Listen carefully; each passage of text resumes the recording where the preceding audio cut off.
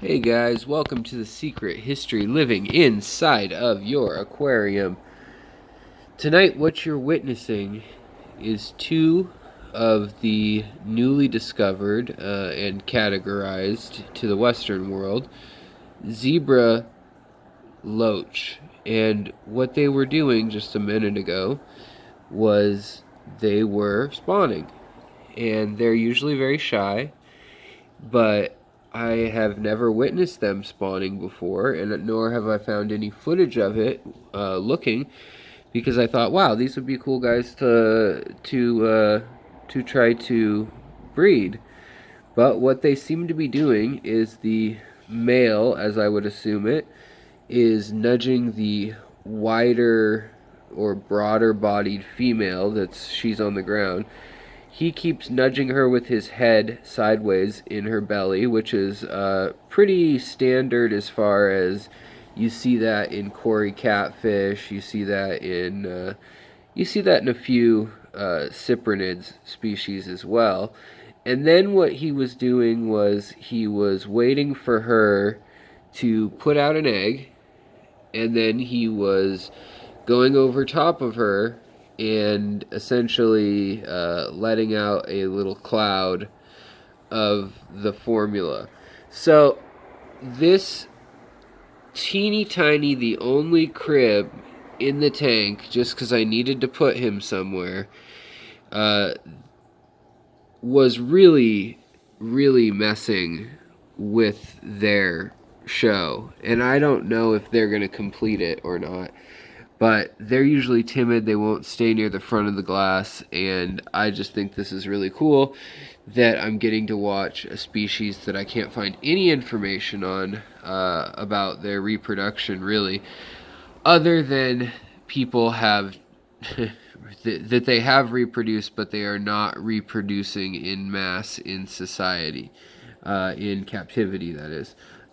So I just wanted to take a look and see what it is they do. It seems like they're showing off stamina and strength by going and doing this little dance or jingle in every corner of the tank possible at different elevations, and also they're checking out one another, making sure that their belly is fit or their body is fit by kind of looking over every inch of one another. And there must be something in the water. Pardon the water spots on the mirror behind the tank. We just reset some things up in here. But the erythromicrons, or emerald green, emerald, whatever you want to call them, rasboras, they're actually a danio. They are also in the mood and have been doing their night moves, their spawning moves as well. So, kind of cool. There are 3 of the loaches in here, and they don't seem to be troubled by the other fish nearby, which surprises me. And they just seem to move on wherever they need to go and continue on. Now, they have some really cool patterns. There's 3 in here, and this is one of the 3. And I believe this might be the odd man out, or odd gal out. I don't know what. It's probably an odd man out. Otherwise, odd gal out would probably still be getting hassled by one of the by the male. So kind of cool. There's not a lot known about this. This water, they are from Southeast Asia. They're from Myanmar and into Thailand, down into the Shan region. Shan or Shun is a notoriously violent cartel-controlled and drug lord / communist or fascist, whatever bad military setup you can think of, basically has traded hands in the region over the years. And it's been really hard for Western journalists and explorers to get in there and discover things. So the British own the territory at at one point in time, and they came in and they cataloged a lot of things, including this fish. But it turns out that there were about 7 fish that fit this description, and probably even young zebra danios who don't get their bold stripes till later. Could have even been lumped into this because the people who explored the region, Henry Reginald Watson, I believe, is the character. He was not an ichthyologist; those are hard to come by, but he was a blacksmith, and so that really qualified him to name and bring back specimen of fish. Something about their trip, they got held up, and the alcohol for preserving the specimens was drank by the local guides in a misunderstanding. After they smelled it, they thought it was some sort of drinkable alcohol, but it had been denatured and was not safe, which then caused considerable problems when the whatever it was, I think it was methanol, or something along those lines, because there were signs of blindness and vomiting and blood.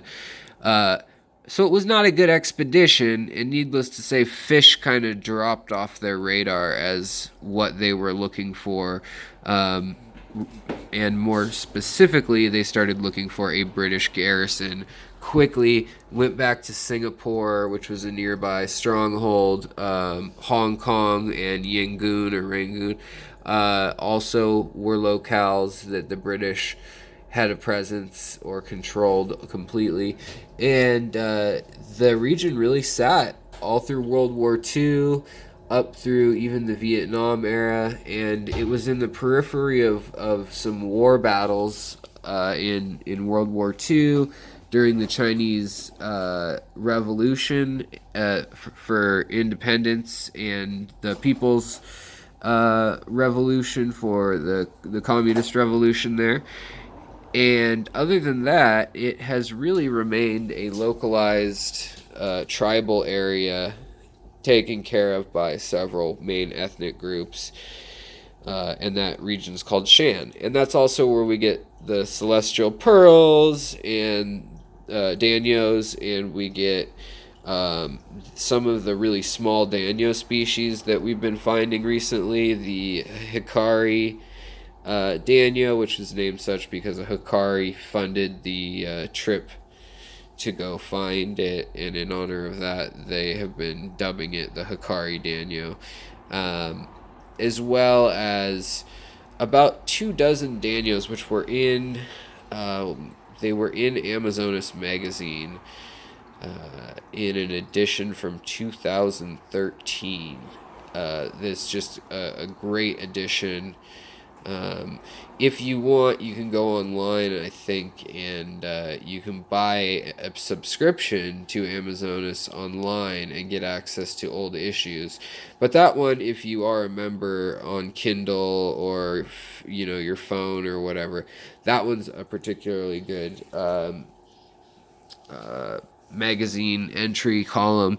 And it was more recent to when the valley and then the watershed around it had just been opened up, and we started to see these beautiful fish, and that's why we have the crazy name mix-ups. Is it an emerald dwarf rasbora? Is it a emerald green rasbora? Is it a leopard or a zebra rasbora? Or is it an erythromicron? Or a danio, or a dario, a brachio danio. There's just so many names from this region that are still confused, that they're sorting out. But there's undoubtedly hundreds, if not maybe thousands, of species yet to be discovered in this region, in the water, including a lot of shrimp, and a sizable number of nano fish. And we are having a hard time genetically tracking down whether these fish, something like these ones here, could be something as simple as Maybe one of them has 27 stripes and the other one has 30 or something like that, and an orange eye.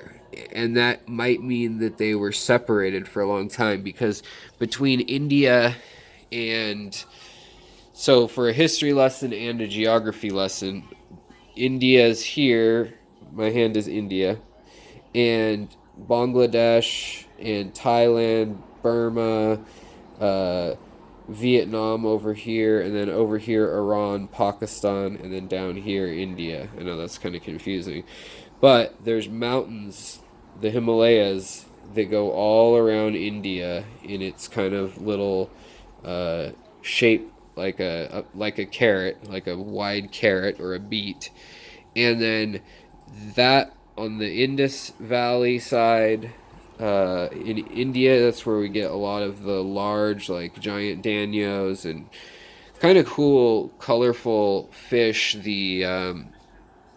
Also the Kyath danio, the Hillstream loaches, which also are in Sri Lanka.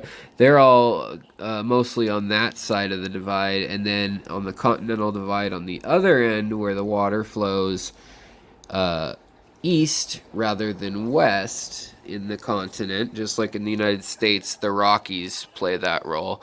Uh, the fish split off, and so they were probably there. And if you look at the top of the Himalayas, there are actually shells and fossils all over in the limestone, and so it was the bottom of the ocean floor, and it's just been pushed up through uplifting.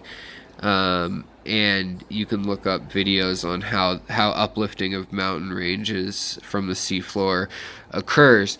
But this upwelling folds the mountains over themselves, and it may mean that some of these fish are pretty ancient in there, or it could just mean that there was, a massive tsunami or typhoon that caused a lot of wind and rain, and eggs got picked up in palm fronds, and they were thrown in way up into the air and moved miles and worked their way through the peak of those mountains. Who knows?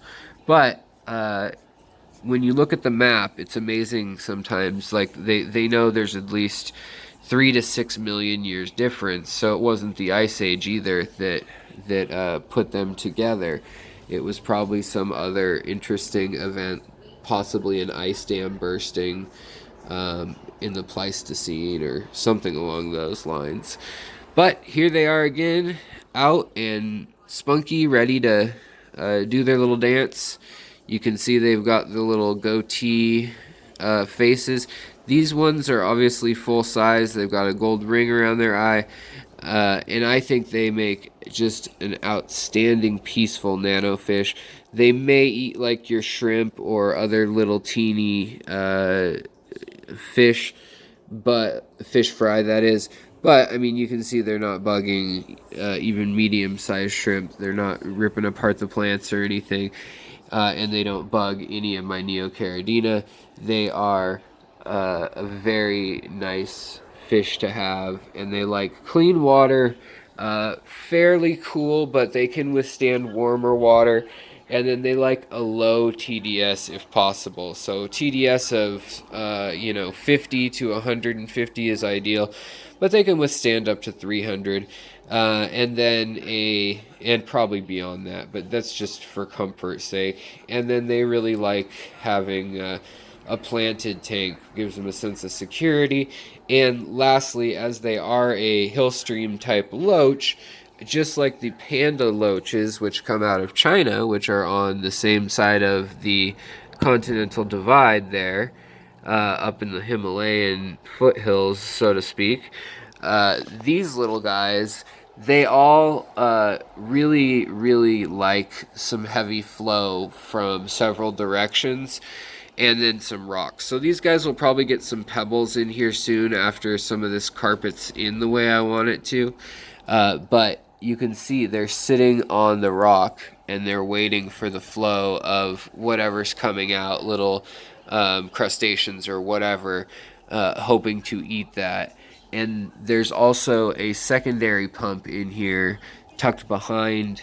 You can see the cord tucked behind the filter, and it's pushing water back around this way. And so these guys are probably waiting for things to come back around. If you look really carefully, oh so slowly, you can see the water, the little bubbles looping back around. There's a baby Aru too that's following the flow pattern. So these guys are pretty interesting, pretty easy to take care of. You can just feed them normal fish food or baby brine, or baby brine's going to encourage breeding and things like that. As with all of these little fish, encourage them to breed with lots of protein in their diet, and then you're going to give them cold water and a big water change. And when I say cold, I mean 5 to 10 degrees colder, and then that mimics the start of the wet season, and they know to lay eggs, and those eggs then get swept all over the place and make it all through the valley there in the Shan region. And all the heroin dealers and militias and covert agents and illegal gold miners, I mean, the area is really like the Wild West, are then able to have streams of crystal clear, beautiful water to wash up in. But these streams, one, are getting destroyed even though they're being preserved legally speaking, and two, we're just losing things due to the ecology being so far off on both the low end and the high end of the predatory food web. You take away certain areas that are breeding grounds under lily pads and things, and you turn that into mat farming in Lake Inle, and all of a sudden you don't have all of the insects also that we're calling that home, and you don't have the fish that also would eat those insects and keep things in this big loop that's pretty stable. And that's just one little example I just thought I'd throw out there. But there's, countless examples of things like using lead or mercury, arsenic in gold mining or copper mining out there, and also taking out trees to use for both furniture and the manufacture. The Maripro tree for the manufacture of ecstasy, where they cut these old growth trees out of the forest and they drag them out, they cook them down, they chip them, and then they boil the sap down into this stuff. So one tree, that's been growing for 600 years or whatnot, gets ground up, the soil gets loosened from those roots not being there, and the erosion happens into the river. These guys like that clean, clear water that's run down from the mountains but warmed up and is in the gentle floodplains of the rice fields and the valleys, and it starts to get silty, or sandbars build up, and pockets and lakes build up where bigger fish can then hunt them. And it just changes the ecology, because these guys are used to living in as little as 2 or 3 inches of water. A lot of these fish in this tank are. So I hope that informs you guys a little bit. If you like these longer videos with a little more information on the fish and not just the cool moment we are capturing and sharing with you at the Secret History living inside your aquarium, be sure to like, comment, let me know what you think, what you'd like to see, if you have any questions. And if you really are feeling frisky, we've got a way you can support the channel, and that would be through Patreon, which has a link below, and all the money for that goes to microphones or video editing stuff or camera stuff, all that sort of stuff, as well as feeding these critters and getting new critters and making alliances with distributors and suppliers that pass on coupon codes and things to you, like Aquatic Arts, who is sending me some more interesting critters for this tank. within the week. So stay tuned for that, and I'll see you guys on the live streams. I'll talk to you later. Have a good night. Take care of yourselves, the critters around you, the people around you, and as always, peace.